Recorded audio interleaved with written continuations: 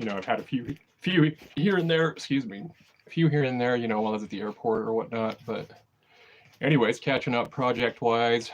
Let's see here. We've got the seventh Marine Regiment, Second Battalion. Everybody knows that's my old unit. That's the reason why I talk about the history of them, and going over all of that up until the point of my time there.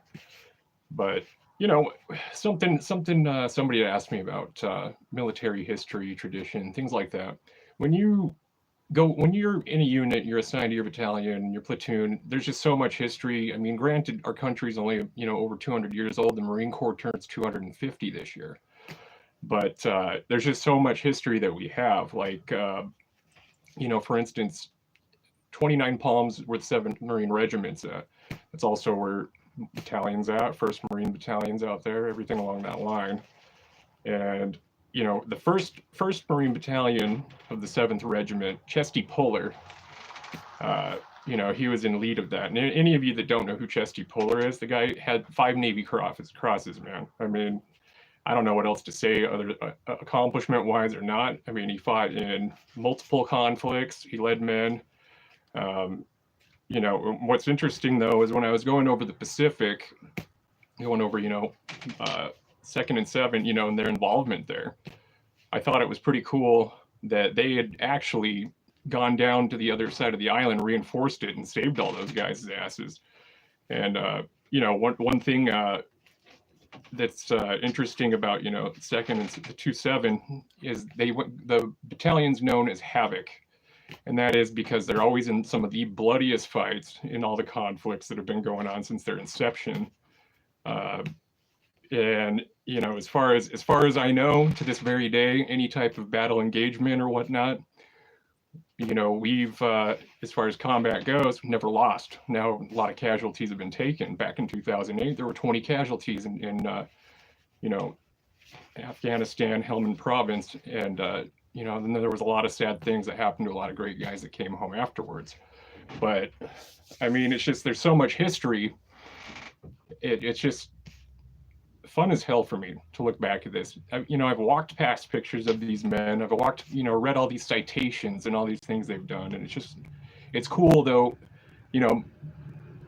my career may not have been as cool, or, I might not have had as much glory or whatnot, but the fact is, man, it makes you proud as hell to have been a part of it, and looking back at the history especially. So 2-7 though, I mean, they've taken some hits. Japan, they took hits when they for Okinawa. I mean, they fought for 30 days, before they finally got that secured, right before the war ended in World War II. And that's interesting to me. Right now, we're getting into Korea and some of the things that went on while they were deployed over there. There's some really cool Medal of Honor stories that are in Korea from my unit, and I'm excited to put out that content for you guys to watch. I really do. Even if you guys, it's not as exciting or whatnot, I enjoy it. So, but so as far as that goes, we'll go with that. The other thing I was thinking, I was in the state capitol building. I go there quite a bit here in South Dakota. And I'm sure a lot of you guys, if you've been following my channel for last year or two or whatever, I don't know why, I just film the Medal of Honor recipients wall as I'm walking past it. And, I love reading the citations and stuff, the plaques on the wall, everything like that. I mean, it's exciting. And there's so many stories out there that maybe some people have heard and they're forgotten. But we have quite a bit of South Dakota Medal of Honor recipients. I hate when people say winner. I don't think it's winning, it's recipient.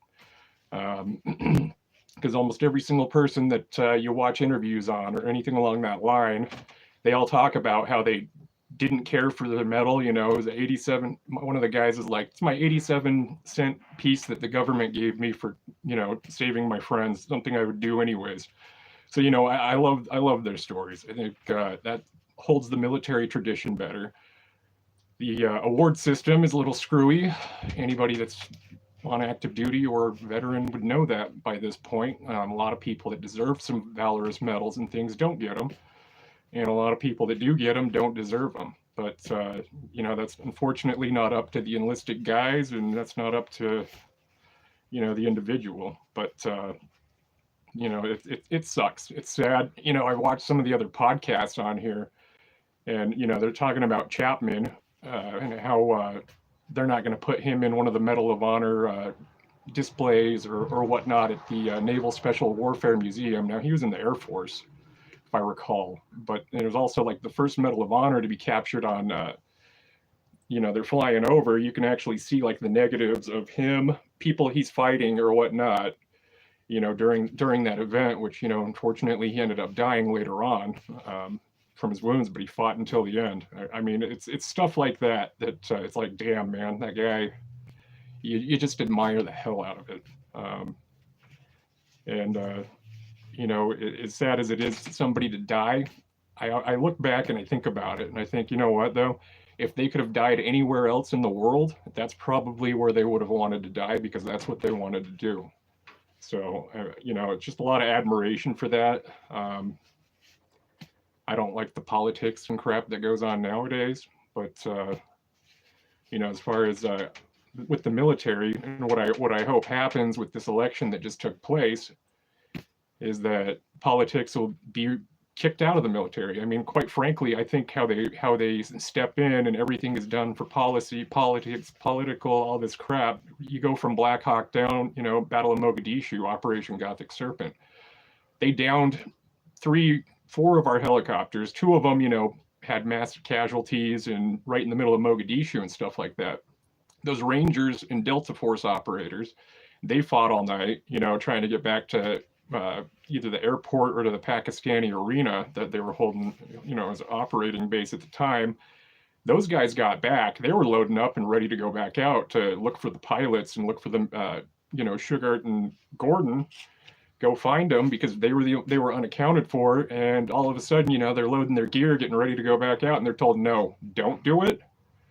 And, that was Clinton. And it's like, you kick their legs out right from underneath them. They've been involved in a brutal evening of nonstop, engaging in combat, running low on, they ran low on everything you can think, from drinking water, ammunition, and everything along that line in a foreign city, on foot with injured men and stuff like that. And it's like you're missing a bunch of people, and they tell you can't go back out for them. I mean, I'm very surprised that some of the guys didn't say fuck you and go back out. But I watched that Netflix documentary on it, and I was so disappointed. And the reason for it, now I know a lot of people with all their woke bullshit, they're going to be like, well, the Somalians, their side of the story needs to be told too. Okay, sure, fine, I get it. I don't like that shit. And the reason for it is they made a comment like this. So they, and I might have bitched about this earlier. It's been a while since I've been on here. But one of the guys that was one of the top warlord dudes, lieutenants or whatever, he made a comment saying, we didn't kill the pilot, we kept him as a prisoner because we wanted to prove to the Americans we are better. Now, you've got this guy saying that. This is also the same guy who, Sugart and Gordon got killed, and they dragged their bodies through the streets and desecrated them. So you want to tell me you're better than us? It's like, dude, we don't do that to your guys' people, man. I mean, we're not allowed to keep trophies. We're not allowed to do any of that shit. So, and so many people are watching that don't hear the full accounts of people who were actually there. Are going to watch that Netflix thing. They're going to think we were there just to cause shit, because people like to blame the United States like that. And, we do kind of stick our nose in some people's business. But in this case, it was people who needed foreign aid because they had a famine, and over 300,000 people were dying from starvation and the armed conflict and rebels. So, yeah, we were there. It didn't have to go down the way it did. Fortunately, it did. They state that the only reason they shot the helicopters down is because it was helicopters flying over their city, which, nobody likes somebody from another country coming into their country, or It's like if somebody were to walk into your house, I get it, you know, and being over in foreign countries and being in combat in foreign countries, I totally understand all that. But it's just like how they edit shit on Netflix and stuff like that, and then you have to sit there. I mean, my wife can't even watch fucking documentaries with me half the time because I love, well, you guys know I love military history. Um, and I'll be reading on it. I'm like, no, that didn't happen like that. That dude wasn't even present at that time, you know. And it's, I don't know. I'm disappointed. Let's put it that way. I don't have high expectations with Netflix, um, but or people making documentaries or movies or anything anymore, anyways. But I don't know. That's kind of my rant today, guys. Uh, you know, got back from funerals. That was, you know, always a shitty thing. I hate sitting in airports. Colorado airport, Denver, dude, worst. I would rather fly to Chicago O'Hare than that airport any day. But it's funny too, because like, you know, when you check your guns and then they carry it and give it to you when you get to your final destination, it's just, it's like they feel like there's anthrax or something when they hand it to you, some of these people or whatever, when you get through security checkpoints at your final destination. But you know, I always carry, so it's kind of a funny thing to deal with, but whatever. But that's my rant, guys. Shooting footage is finally done, by the way. Forgot to tell you guys about that. So I'll have the review on that shotgun. I like to shoot it a whole bunch because I want to make sure when I'm giving it an honest review, I'm giving it to you guys straight up, because I really don't want people going out and buying inferior products, especially when it comes to firearms, on account of a lot of people are buying for self-defense. And somebody getting killed or hurt because of a piss poor review or because I'm trying to line my pocket with money, I can't live with that. So, you know, that's kind of the, now that I've shot a bunch of shells through it, done a bunch of clay pigeons, that review, I'll finish editing that up, and then, you know, finish up the other projects I had mentioned earlier. Um, so other than that, guys, you enjoy the weekend. Might do single shot Sunday tomorrow morning. We'll see. We'll just see how it goes and play by ear. But you guys enjoy your Saturday. Take care. Be safe.